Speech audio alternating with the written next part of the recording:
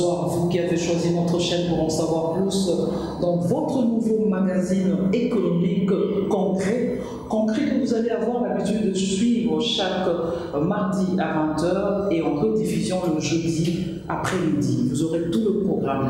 Et pour ce premier numéro, en ce qui concerne concret, nous recevons pour vous le professeur Labi Pianamuketchou, qui est parmi les professeurs qui défendent comme il se doit les matières économiques.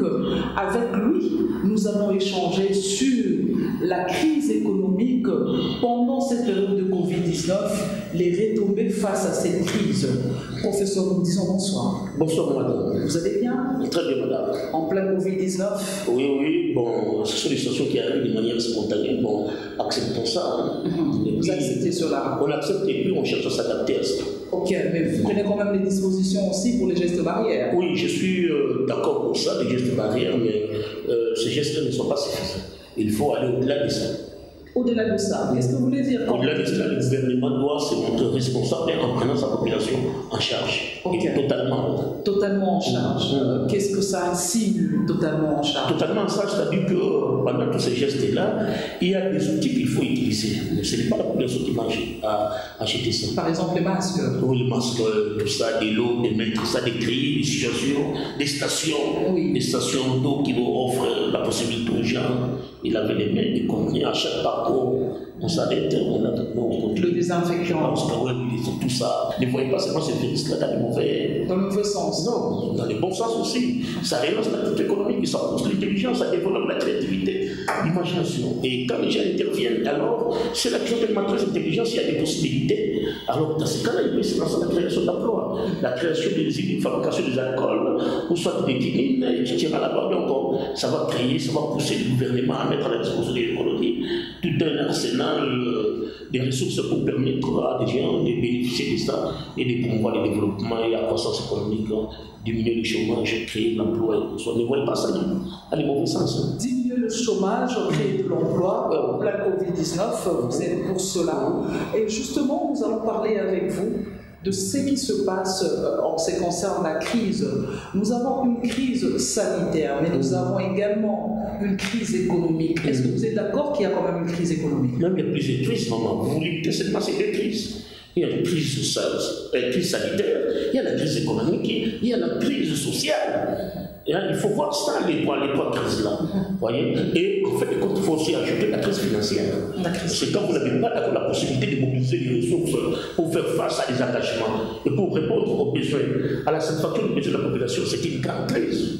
Et là, maintenant, il faut avoir un gouvernement qui est conséquent, qui doit essayer d'assumer la responsabilité des conséquences qu'il y a de manière à prendre le tout en charge. Professeur, puisque vous êtes économiste, vous êtes parmi les personnes qui connaissent, qui maîtrisent un peu ces secteurs en tant que professeur à l'université de Lubumbashi.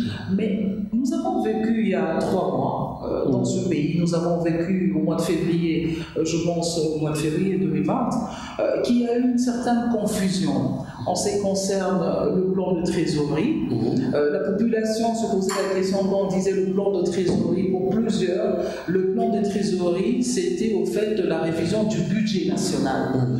Aujourd'hui, nous sommes face à cette situation de crise. Vous venez de régler la crise financière, sanitaire, sociale, économique. Mais qu'est-ce que vous pouvez dire aux téléspectateurs qui n'avaient pas saisi d'abord à l'époque le plan de trésorerie, c'est quoi? Et puis le budget, c'est quoi?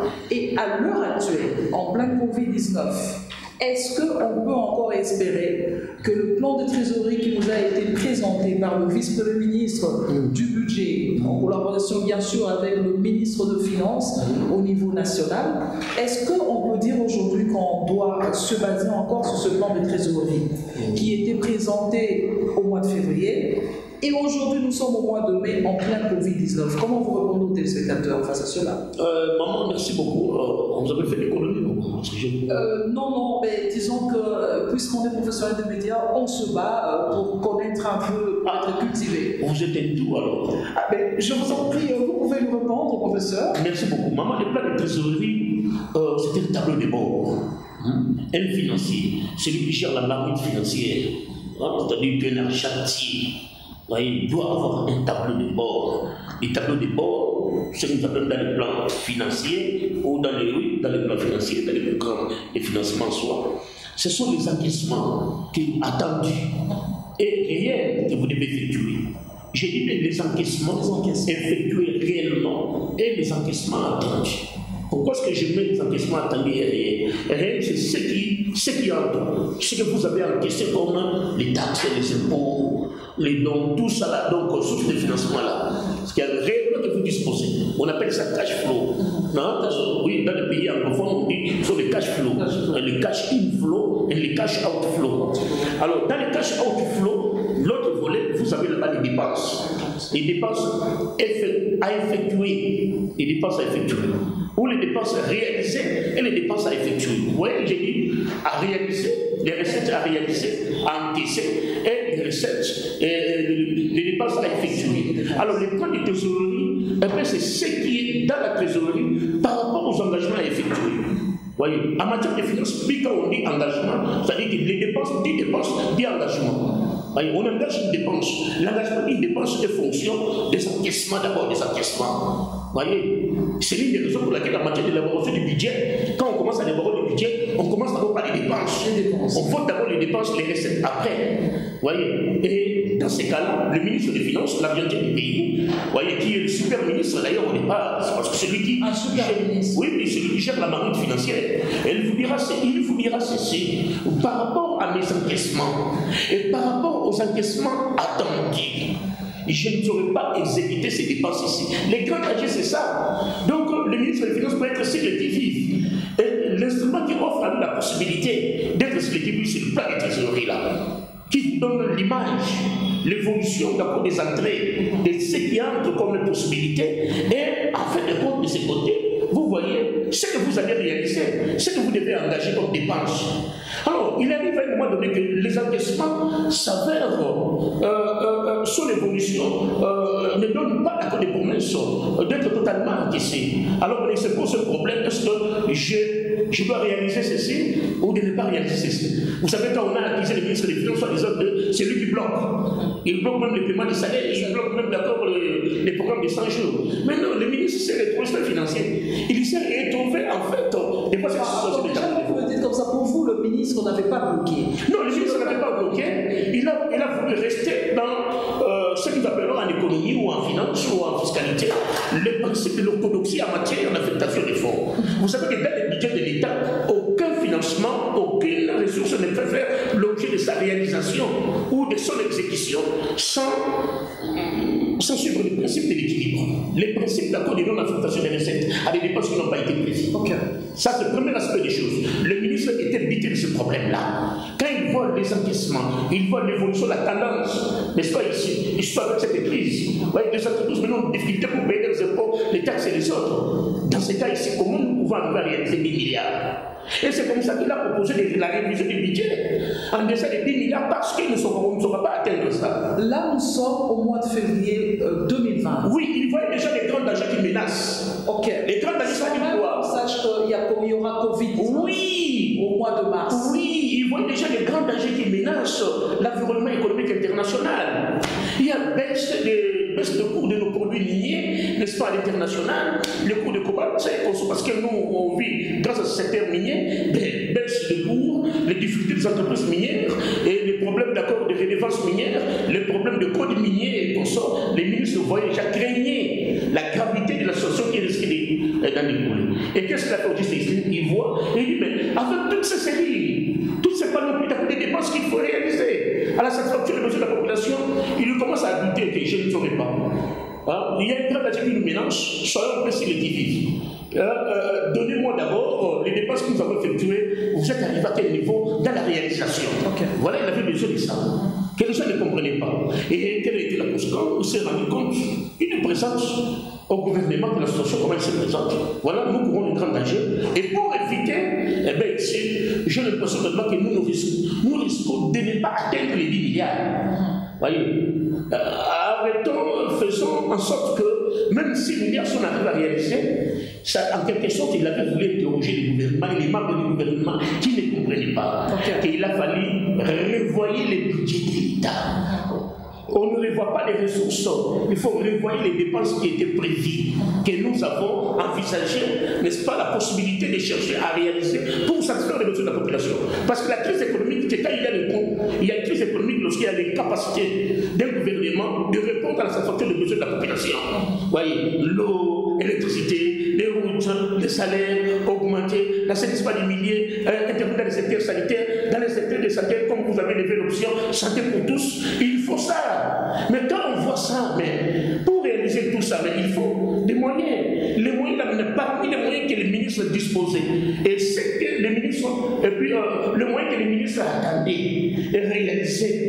Mais en fait, compte, quand il a vu que la crise, parce que la conjoncture économique internationale, la crise internationale, c'est ça ce qui a influé dans notre crise ici. Alors ces grands dangers-là, à pousser les ministres à être aussi les qui vivent. Non, non, non, non, non. Nous, si on ne pas réaliser ça. Vous voyez, il avait pleinement raison. Alors, mais qu'est-ce qu'il faut faire? Les ministres n'ont pas, même les parlementaires n'ont pas compris. Vous voyez, ils devaient comprendre réellement que non, les ministres sont un cri d'alarme. Pour dire que, attention, les tableaux de bord, là, quand j'ai dit les plans de trésorerie, c'est des tableaux de bord. C'est comme quand vous êtes dans votre véhicule, madame, vous avez un tableau technique là-bas. Si le carburant commence à terminer, il n'y en a plus. Donc, ça indique là-bas, attention, allez, si c'est batterie, on vous dit batterie. Vous n'aurez pas de sèche.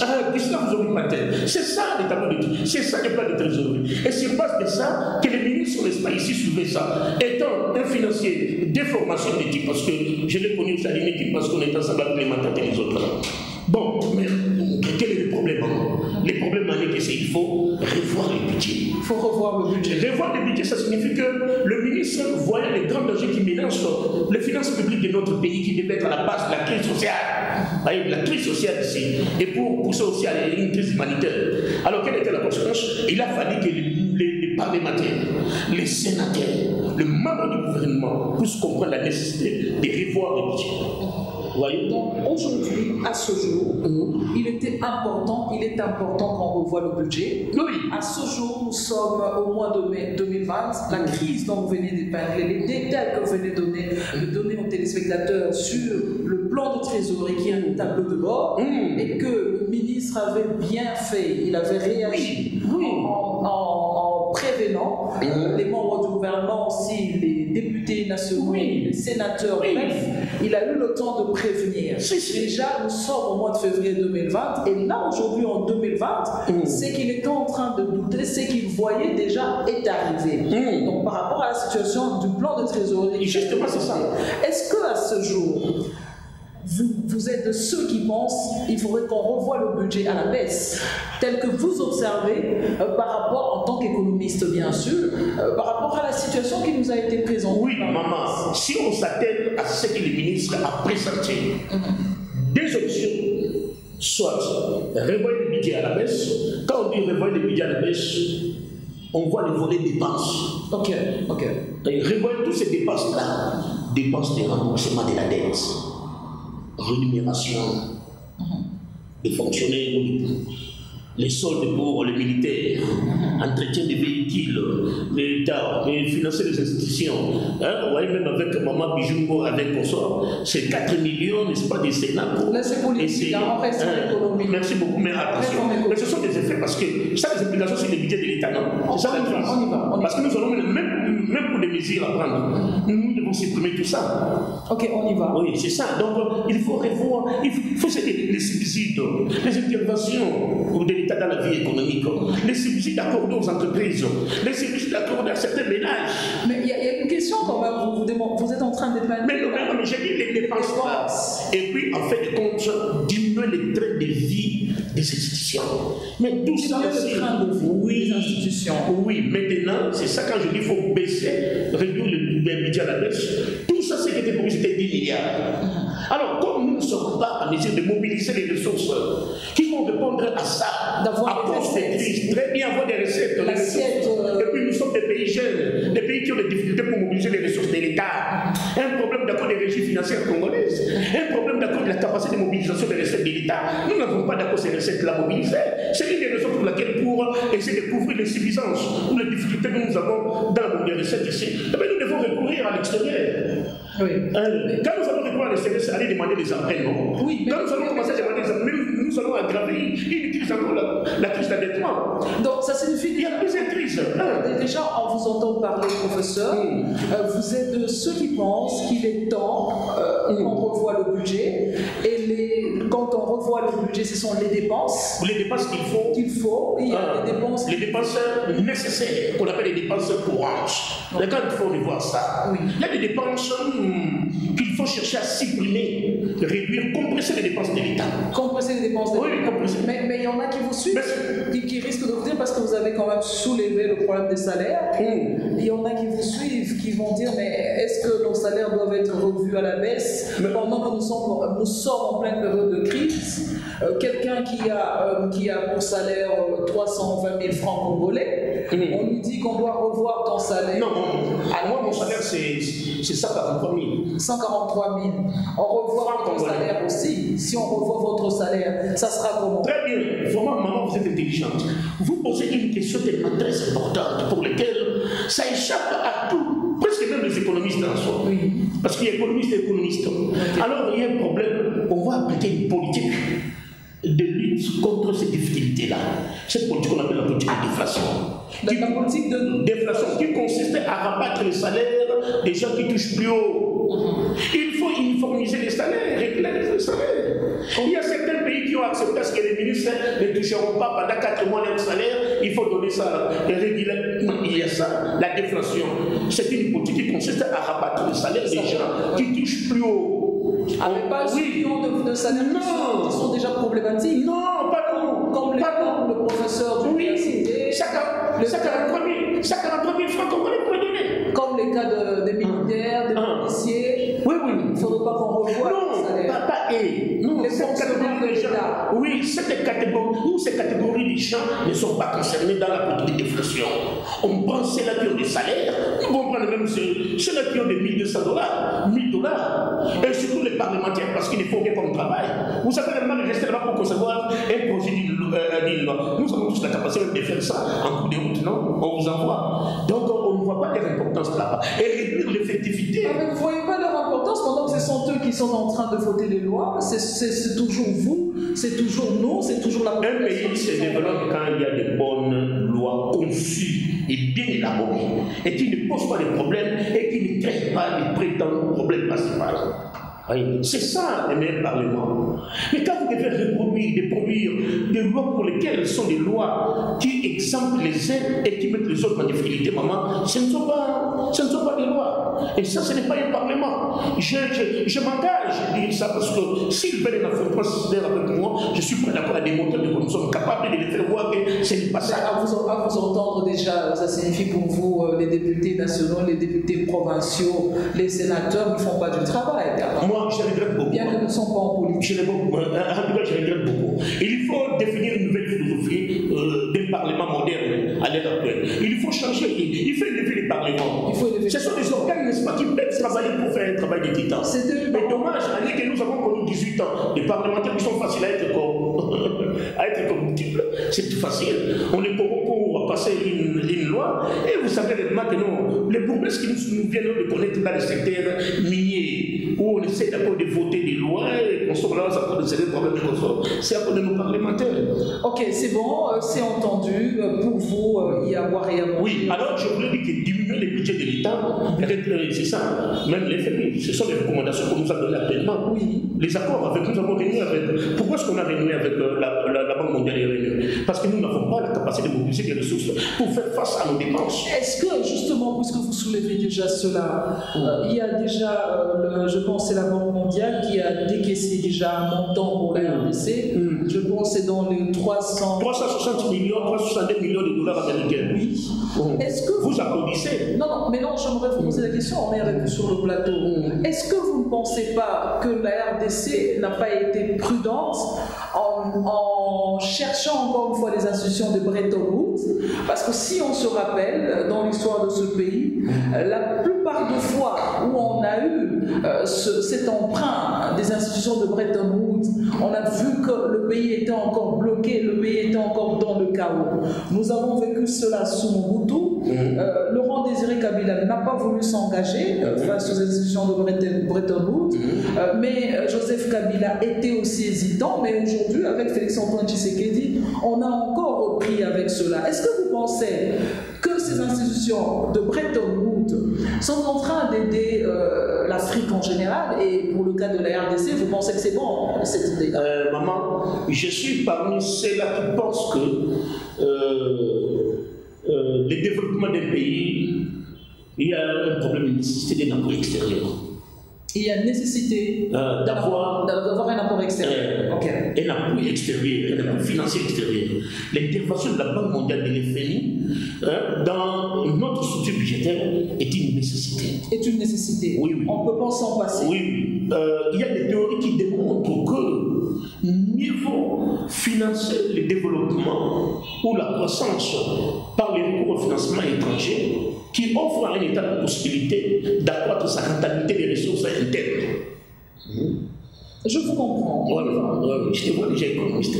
Alors, si je compare par rapport à la situation où les gens disent que d'ailleurs nous sommes les meilleurs, est-ce que nous sommes les meilleurs? Nous avons financé les élections à l'aide de nos fonds propres. Mais c'était une bêtise.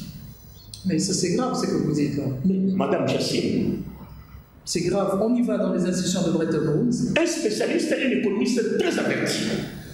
Oui. Mais vous faire manquer le pays, la croissance des ressources internes au niveau du budget de l'État. Oui.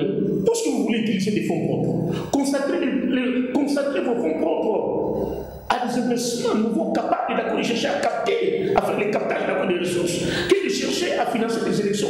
Oui, même la manière dont les élections, dis-moi, informez-moi, les élections nous ont produit quoi au juste? Quelle est la contrepartie que nous avons tirée? Mais vous n'êtes pas pour la démocratie, parce que ce n'est pas une émission politique, c'est une émission économique. Apparemment, vous n'êtes pas pour la démocratie.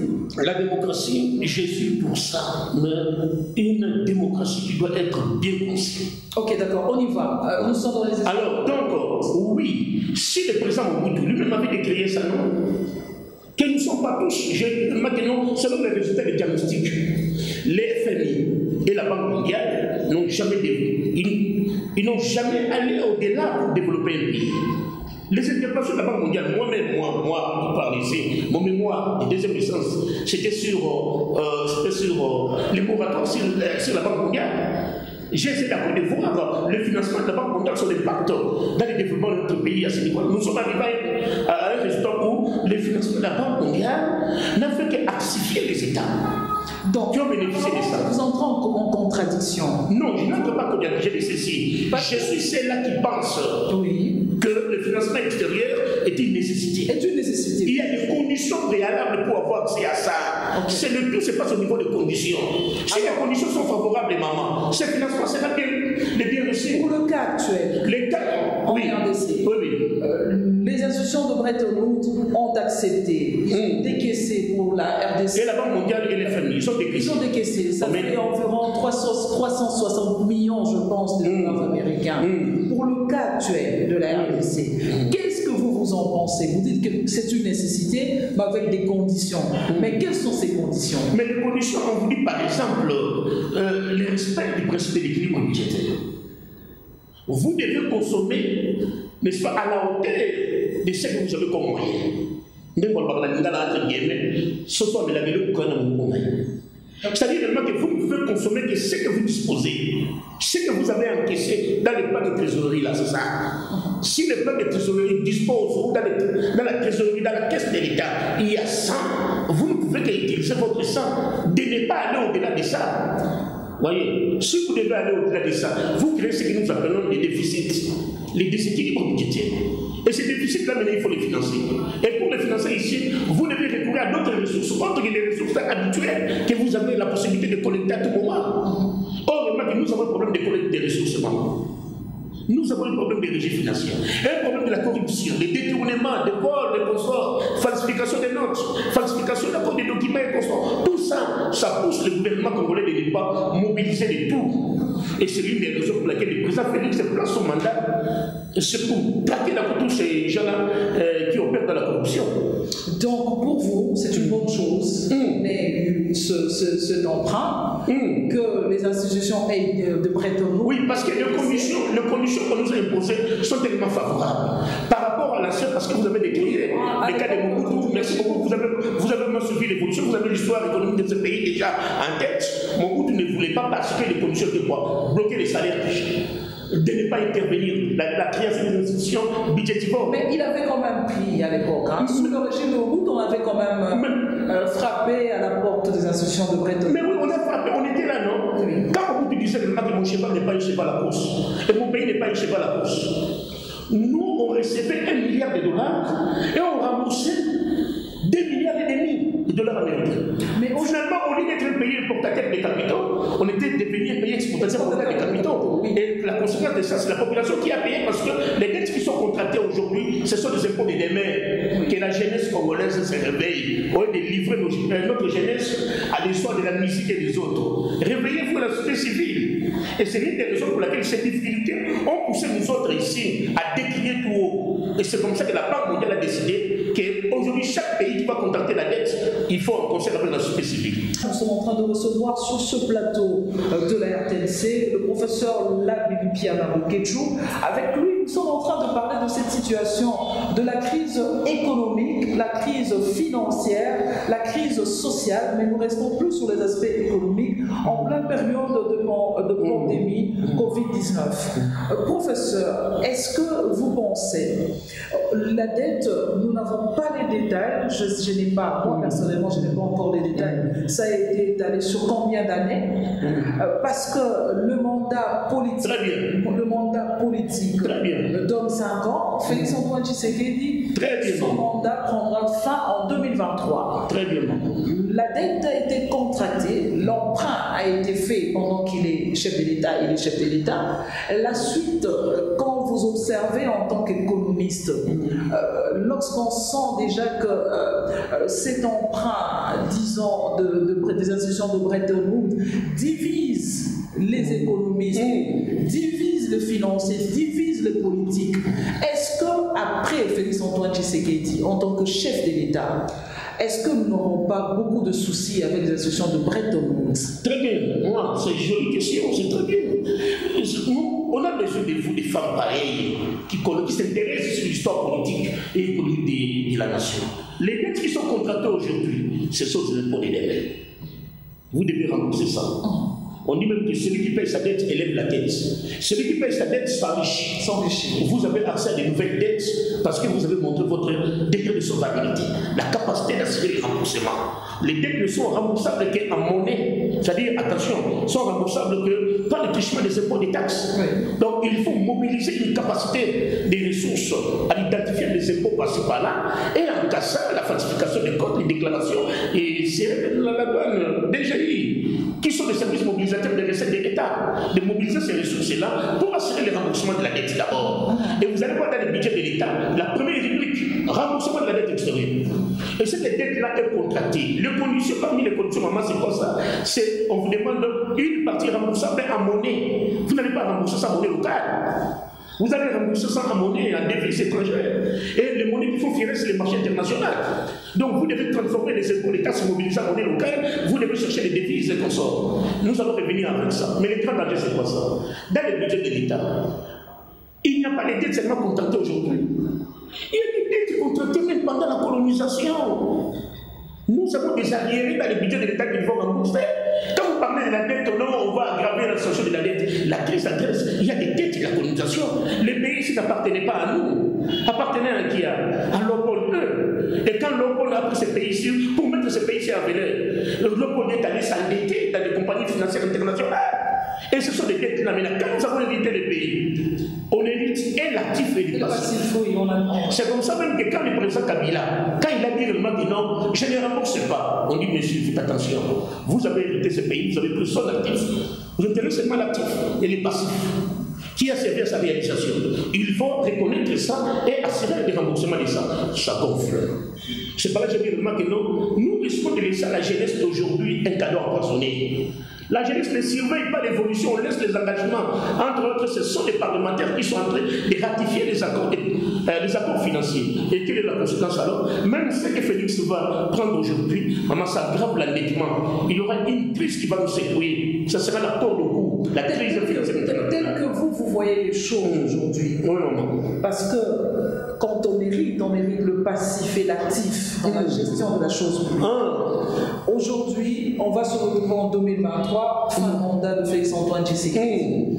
Nous aurons sûrement un autre chef de l'État qui va hériter et du passif et de l'actif. Justement, c'est ça. Et puis, en fait, de compte, on vous dit que vous voulez entrer à réaliser votre programme. Ok. J'ai besoin de l'assistance financière internationale. Mais c'est commencer d'abord à pirer d'abord les arriérés. Maintenant, je reviens à vous avec... Et c'est comme ça qu'on nous a accordé, qu'on a dit que pendant ces temps de crise humanitaire ici, de crise sanitaire ici, on a accordé aux États l'allègement de l'annulation de la dette. Mais ce sont des mécanismes qui permettent de soulager. Oui, mais il y a quand même, professeur, certains chefs d'État dans le continent africain, à travers le continent africain, qui ne sont pas d'accord avec cet allègement de la dette, qui pensent que c'est un piège des institutions de Bretton Woods. Votre point de vue, est-ce que ce n'est pas un piège? Oui, c'est un piège parce que nous ne savons pas en quoi portera ou sur quoi ça va porter d'accord l'annulation de la dette ou l'allègement de la dette. Maman, il y a des mécanismes. Nous appelons ça le rééchelonnement de la dette. Échelonnement de la dette, ce sont des mécanismes montés en toutes pièces. On annule quoi? On annule les principaux montants qui étaient contractés, ou les intérêts générés, ou les intérêts basés sur la capitalisation, ou on annule les arriérés. Oui. Tout ça, nous appelons ça les services de la dette. Voilà, il y a des étapes là-bas. On n'annule pas la dette, le plan ne peut jamais annuler la dette. On est en train de sursoir les éléments composants des services de la dette. Quand on dit service de la dette, c'est la totalité là. Le montant principal que vous m'avez prêté, $5 000. Il y a les intérêts que les $5 000 va produire. Il y a un problème des échéances. On arrive à l'échéance, date à laquelle je peux payer la première partie. Je n'ai pas payé ça. On me fait une faveur. On reporte l'échéance des paiements. Et avec la capitalisation, c'est la croissance encore des services de la dette. Maintenant, on passe au niveau des arriérés. Et les arriérés, même de la colonisation, nous sommes en train de payer. Aujourd'hui, nous sommes en train de payer ça. Mais justement, nous sommes en train, petit à petit. Donc, chaque gouvernement qui passe et qui contracte un engagement financier, maman, ça grave automatiquement la dette. Et vous allez voir vraiment qu'à la sortie ici, toutes les ressources que nous allons mobiliser ici, sera absorbées par les services de la dette. Et on ne fera absolument rien. Et c'est comme ça qu'on n'a rien fait. Depuis Mobutu et jusqu'à présent, Mobutu lui-même avait dit que non, mais fini la rigueur, mon pays n'est pas un cheval à course, il me faut un repos. Vous me demandez, moi, je suis devenu pays importateur de capitaux. Oui, mais justement, on est en train de finir petit à petit déjà ce magazine d'aujourd'hui. Fidélisateur, c'est le premier magazine concret, du concret en politique. Nous sommes en train de recevoir pour vous le professeur Lamine Piana Boketchou. Avec lui, nous sommes en train de débattre de cette grande question de la crise économique, financière, sociale, sanitaire, en pleine période de pandémie Covid-19. Mais aussi, professeur, puisque vous vous rendez compte que c'est vrai, avoir cet emprunt auprès des institutions de Bretton Woods, ça doit être une nécessité, mais c'est quelque chose qui a beaucoup de problèmes. Est-ce qu'il ne fallait pas que la RDC ne dise non à cet emprunt? Est-ce qu'il ne fallait pas qu'on se dise, puisqu'on a déjà accumulé des dettes et des dettes, est-ce qu'il ne fallait pas d'abord laisser et s'organiser au niveau de la RDC? Parce que quand on voit aujourd'hui la RDC, tout le monde le dit, la RDC c'est un scandale géologique, c'est un pays immensement riche, quand on voit tous les minéraux qu'on a en RDC, est-ce qu'il n'était pas important de rester d'abord dans le développement même de la RDC, trouver des voies et moyens pour développer le pays avant d'aller chercher de contracter une dette? Oui, maman, je suis point de vue où tout doit se passer au niveau interne. Rentrons dans une économie introvertie qui offre nous la possibilité d'avoir des ressources, mais la conscience du peuple congolais. Et il faut des hommes qu'il faut, la place qu'il faut. Si on n'a pas ces hommes-là, il n'y a rien. Voyez, le président Kabila, qui est le président honoraire, est parti, il avait dit, si j'avais 15 personnes, il n'a pas trouvé. Vous bien la politique, nous sommes en économie. Non, mais j'ai dit ceci, je vous donne qu'il y a une question d'homme. Parce qu'à la fin, la 4 qu'est-ce que nous allons faire? Tu vois, je sais que je poserai une question, qu'est-ce que nous allons faire? Je vous dis vraiment qu'il faut des hommes nouveaux. Il faut la remise en ordre de la gestion des ressources. Deuxième, parmi ces ressources-là, les ressources, les hommes. Voyez? Et quand je dis que le président Kabila avait dit réellement qu'il n'a pas trouvé 15 personnes, même les professeurs qui disent, c'est là que se disent professeurs, nous tous là. Vous êtes nombreux, vous avez aussi. Oui, il avait ces professeurs-là. Ce pays, écoute, mais il avait ces professeurs-là, il n'a trouvé rien comme professeur. Il connaissait bien la faiblesse des professeurs congolais. Et c'est quoi la faiblesse? Parce que vous êtes... Mais c'est la corruption. Ok, d'accord. Ce sont des pratiques nomineuses que les professeurs ne veulent pas. C'est l'une des raisons. Je demande ceci. Je demande, même au niveau des universités, au niveau des institutions, on enlève les enseignants. Il faut nous protéger notre métier. Être un professeur, c'est une question de grande moralité. Épargnez-nous. Je demande au président Félix de nous épargner, d'enlever tous les professeurs, même au niveau des universités, que ce soit les recteurs, qu'on laisse les administratifs gérer, qu'on nous épargne. On a perdu la crédibilité. Et des professeurs sans gêne, sans honte, sans ridicule. La corruption est basée sur ça. Ouais, c'est que ça fait aujourd'hui. Alors nous donnons une recommandation au chef de l'État que les enseignants qui soient d'abord écartés.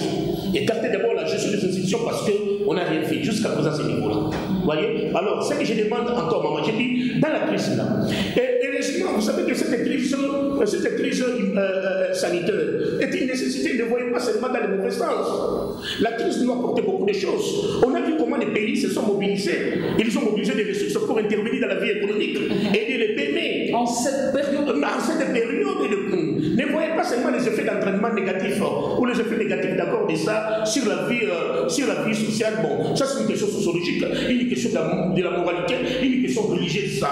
Mais voyons aussi d'accord l'apport positif d'accord de cette pandémie dans la vie économique des nations. On a vu la mobilisation des ressources, toutes les épargnes que les pays disposaient. Nous sommes en train de chuter déjà au Fessil. La Chine elle-même vient de terminer avec 516 milliards de dollars américains. Les États-Unis ont voté pour l'intervention de 2000 milliards. Et nous autres, nous, c'est combien? Nous sommes en train de chuter, professeur. La matière est abondante. Les questions sont pertinentes. Les réponses sont très pertinentes.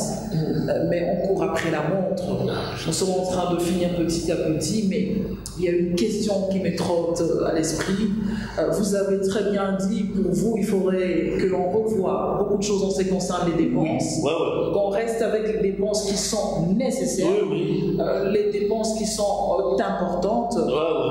Mais je peux vous citer même que dans le budget de l'État là-bas, il faut qu'on puisse revoir la structure gouvernementale d'abord au départ. Oui, mais supprimer certains ministères. Mais la question, nous avons vu le chef de l'État accorder il y a quelques jours, il a dit clairement que le Conseil économique et social pouvait œuvrer, pendant que vous êtes de ceux qui pensent, dans cette période de Covid-19, il faut réduire les dépenses, il faut avoir des dépenses qui sont nécessaires. Mais lorsqu'on demande, lorsque le chef de l'État dit qu'il faudrait qu'on ait le Conseil économique social, votre point de vue, et nous sommes en train de clôturer. Maman, je m'excuse de dire réellement que non, le président se trouve, pas en erreur. Est-ce que vous pensez que c'est important, c'est opportun? Maman, le Conseil économique et social, ça existait en France. Quand Jospin était Premier ministre, on a pris ça seulement ici, le régime passé, c'est pour calquer à ça.